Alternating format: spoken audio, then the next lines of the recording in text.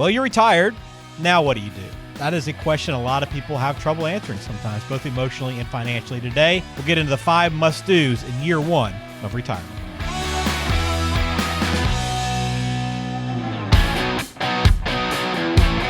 Welcome to the My Retirement Clarity Podcast, where our goal is simple, to help you close the gap between what you know and what you implement. The team at Perkins Wealth Management does this by helping good people make great decisions so they can enjoy an amazing retirement. And now, here's your host and financial advisor, Lee Perkins. Welcome in. This is My Retirement Clarity. I'm Ben George with Lee Perkins, of course, of Perkins Wealth Management. And Lee, I know it's a good one because that first year, I think a lot of people get excited about that first year, but it can be obviously a busy one. But if you're not prepared, you might not set the tone in the right way. Yeah, I think there's a lot of decisions that need to be made. Like I said, just kind of emotionally and financially. I had lunch with a guy today, and we were talking about the big lottery drawing, and he was talking about, I may not let people know if I won the lottery, but there would certainly be signs. And so we went down the rabbit trail of talking about, well, what would you do with gigantic sums of money? I'm like, well, you still have to have a purpose, still have to have a plan of what you're going to do every day. So, it was some interesting conversation. Yeah, that is interesting. And we're going to get into these 5 must-dos. If you have questions for Lee, the best thing to do is schedule a meeting. You can do that at talkwithjlp.com.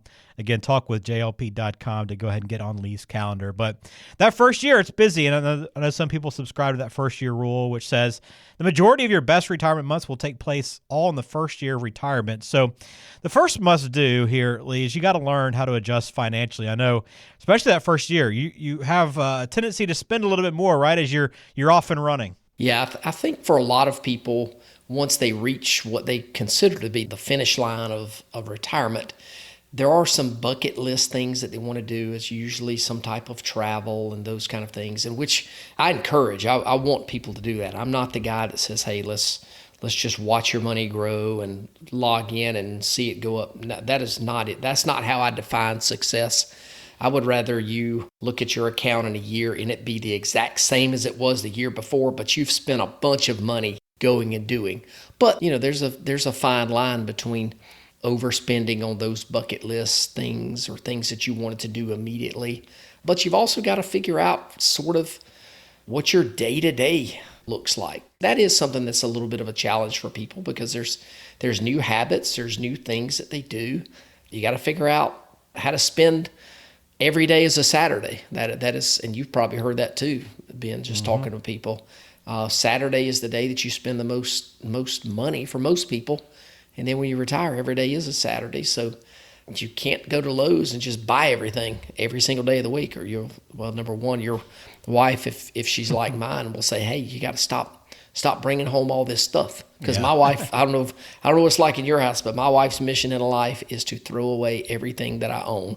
You don't need that. You don't need that. So, yeah, there's a fine line there. Well, I'm curious with this, Lee. Do you spend more time kind of following up with people in that first year just to make sure they're on track, or do you ever have to kind of say, hey, I know you're having fun, but let's just be careful with what we're spending? Yeah, great question. So generally when we're leading up to retirement, we've already done an income analysis and income expense analysis, and we have a pretty good idea of what we think they'll need from a distribution to fill the gap sort of thing.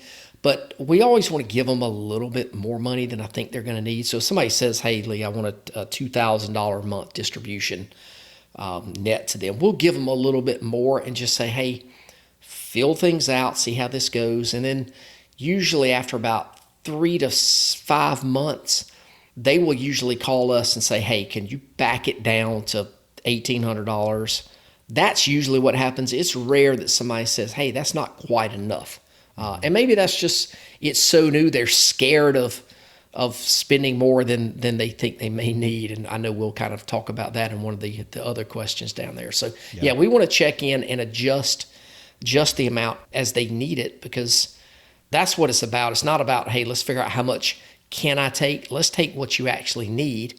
If you don't need it, let's don't take it, because there will be a time in your life where your situation will change and you may need more money. All right. That's the first must do in year one. Second must do is you have to establish an income plan, a sustainable income plan, or a withdrawal strategy, right, Lee? I mean, I know this is difficult to make this transition from saving to spending, but you need to know how to do it and where to take it from. Yeah, so it's kind of a little bit like what I was just alluding to there. We got to figure out what that gap is. So in the whole pre-retirement process, we're going to figure out where all the money is coming from, whether it's Social Securities or pensions, if it's his or hers, or if maybe it's rental income. We take all those kind of things and figure it out, and then we figure out what they have to have. And if there's a gap, then we'll figure out how much that gap is. But not only do I want to figure out how much the gap is, we need to figure out where that's going to come from, and that's when we're digging into the taxes a little bit. We try to get tax returns from all of our clients, and I would tell you probably we get those from maybe half, 50%, maybe 60% of our clients will actually send us their tax returns. But we're going to look at those and use that as a basis of our planning, because we can play out what's going to happen this year based on last year's tax return. And if it makes more sense for us to draw that from a non-qualified or a non-retirement account, we can show that versus taking that money out from a retirement account, because the taxes are done differently. When you draw money from an IRA or 401k, that is taxed at ordinary income rates. When you draw money from a non-retirement account, or sometimes called a non-qualified account, that's taxed at capital gains rates, which for most people we run into, that's 15%, but there are some people that pay 20% on their capital gains rates too. So yeah, you have to be careful and look at those taxes when you're putting together a what I call a tax smart withdrawal strategy. Hey folks, Lee Perkins here. I wanted to tell you about our brand new book called Next Phase: How to Retire in a Year or Less Without Regrets. It's all about helping you prepare for the next phase of your life, whatever that looks like for you. So, if you're ready to make the most of your next phase, or if you're already retired and aren't sure you're doing all you can to get the most out of your retirement, then you'll want a copy of this book. All you have to do is text Next Phase to 478-475-2050, and we'll send you a copy right away. You can also access additional resources and register for one of our upcoming workshops at our website, www.myretirementclarity.com. Thanks for listening. Now back to the show.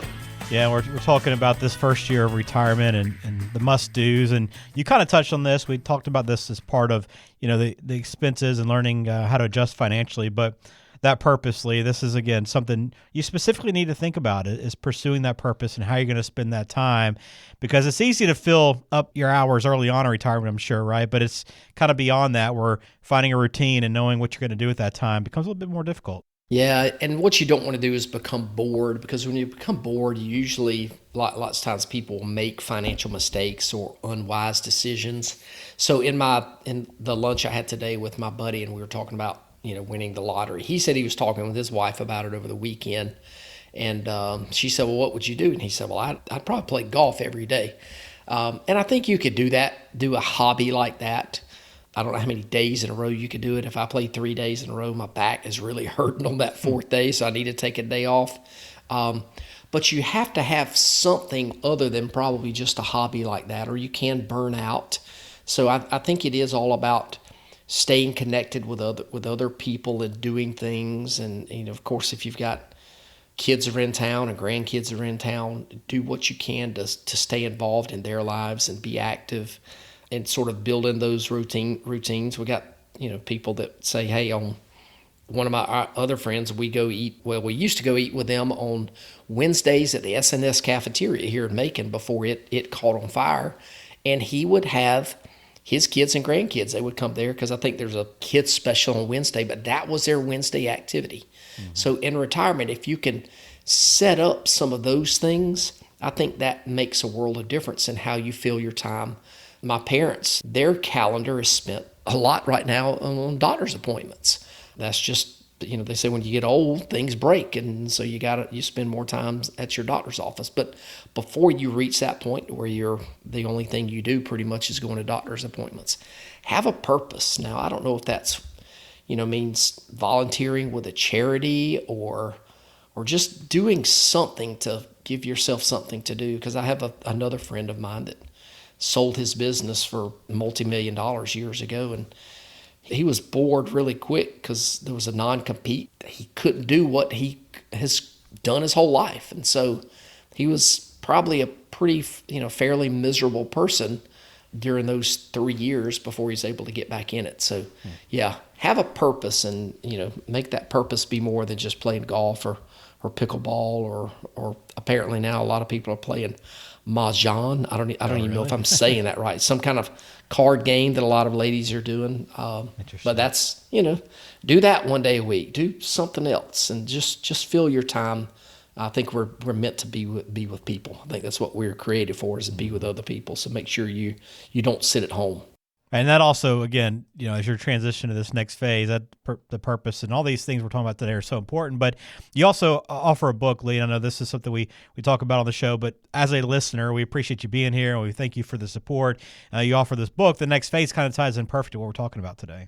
Yeah, it does. A short, easy-to-read book. We're about to come out with a new edition of it. If you want a copy of the book, just text the word Next Phase to 478-475-2050, and we will send you a copy of that book. Awesome. All right, let's get to number 4 on our list today, the must-dos. And let's take stock of your health. Again, you don't have anything without your health, right? And especially true with retirement.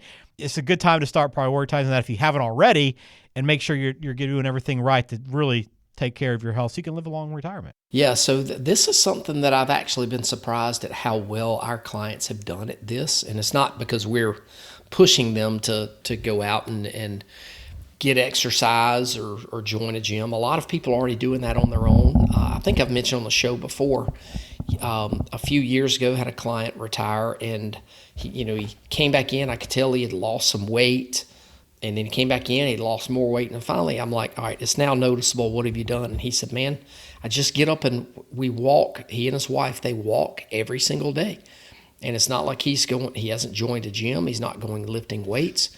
He's changed how he eats, of course, but he just walks, and that's their exercise. But he's made that a priority. And so as you just go through life, I think if you just look around and look at how people age, I think how you age, there's a lot of heredity in that, and we're all dealt a certain hand of cards, so to speak. But boy, I think we can do a whole lot of good before things get really bad. Coming back from lunch today, I saw a guy walking on the side of the road, and he was using a walker. And I was like, man, it's going to take him a long time to get wherever he is going. And he didn't look that old either. And so then I start questioning, well, am I doing some of the same things that he was doing that's put him in that thing? And so, and I may, but I have to, until it becomes a priority, for somebody, they're probably not going to take care of their health until it becomes too late to do something. Yeah, that's the thing. You always feel, I'm doing fine. What do I need to do right now? But preventative measures, and much like financial planning, right? The more you can do early to set yourself up, the better you are on the long run. Yeah, and I think I've talked to people before that says, hey, you don't have to go all in, and that's what my wife says I do, and to my detriment. She's like, you'll try to go out and run 3 miles and do this for 2 days, 3 days in a row, and then you'll quit because you went at it too hard. I think it's just probably the wise thing to do to ease into it, build it into your routine. I think sleep is really, really important. A lot that I'm reading and listening to on that. Trying to go to bed every night at 10 o'clock, and it's going to get tougher now with college football being on, on TV almost every night, as along with NFL. And so, I just need to do it because, boy, if you go to bed early and get a really good night's sleep, it makes a big difference in the quality of your next day. Yeah, I'm guilty of that as well, staying up too late on especially Saturday nights. Sunday nights, I usually don't have the energy to stay up. We just had our first Sunday night game, and it was a great one, apparently. I fell asleep when the Ravens were up big, and I woke up to the Bills winning. Exactly. I went to bed midway through the third quarter, and I'm like, the Ravens have got this thing, and I get up this morning and see the Bills came back. So, yeah. That's why we stay up. We don't want to miss games like that, right? That is it. Got to prioritize our health, though.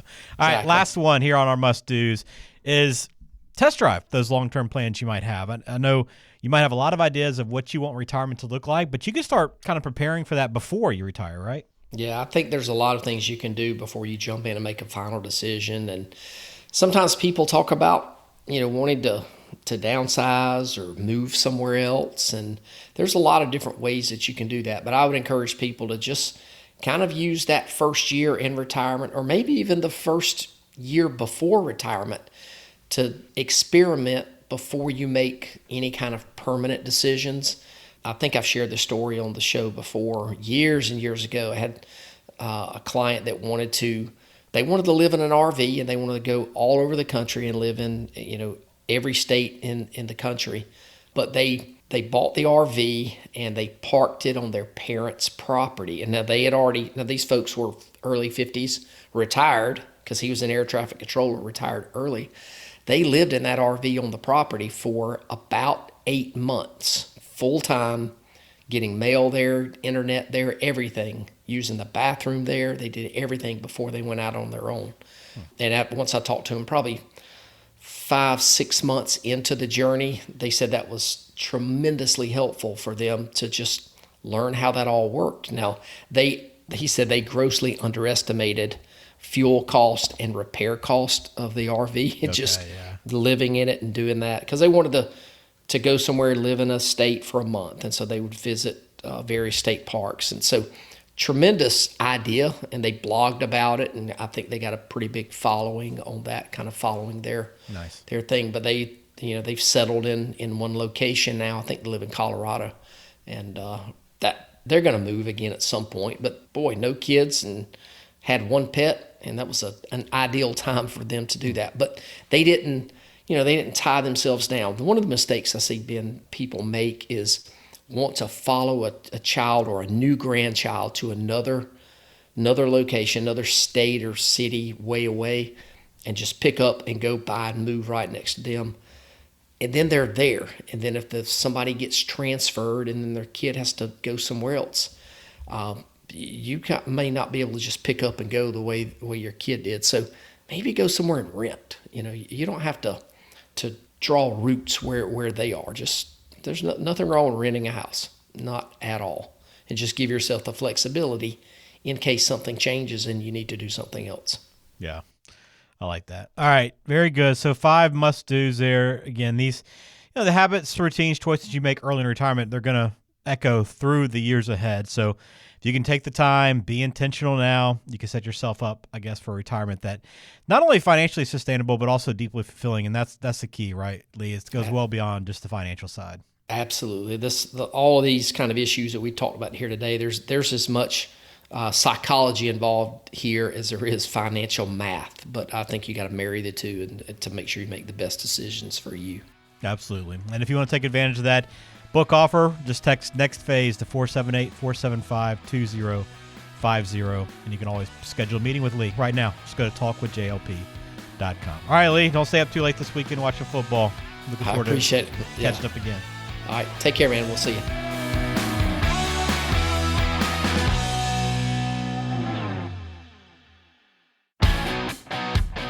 Hey there, Lee Perkins here. If you're like a lot of folks, you've been listening to this podcast for a long time now. But I've got an important question for you. Have you implemented any of the ideas that we've discussed on the show? If you haven't, what are you waiting on? You know you're not getting any younger. So here's my challenge. Don't just consume the content. Our number one goal for this podcast is to help you close the gap between what you know and what you implement. So if you're ready to implement, take that first step today and visit www.talkwithjlp.com and schedule a 15-minute phone call with one of our advisors, and we'll help you close the gap between what you know and what you implement so you can enjoy the next phase of your life. Now is your time. Don't procrastinate any longer. Investment advisory services are offered by J.L. Perkins Wealth Management, a registered investment advisor and insurance agency. Information is for illustrative purposes only and does not constitute tax, legal, or investment advice. Always consult with a qualified tax, legal, or investment professional before taking any action.